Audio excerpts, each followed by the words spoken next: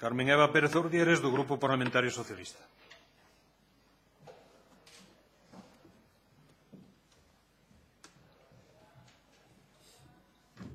Gracias, presidente. Buenos días.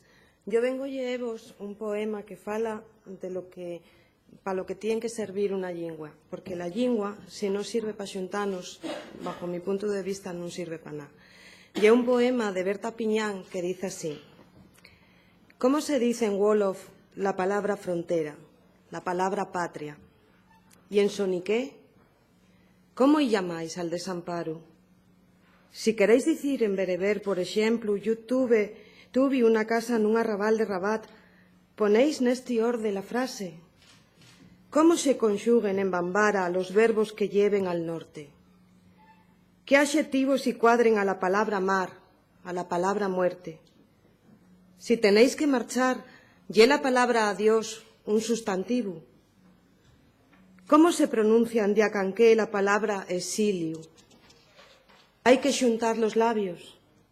Duelen. ¿Qué pronomes usáis pa'l que espera na playa, pa'l que regresa en sin nada?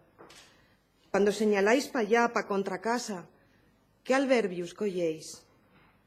¿Cómo se diz na vuestra lingua, na nuestra lingua, la palabra futuro?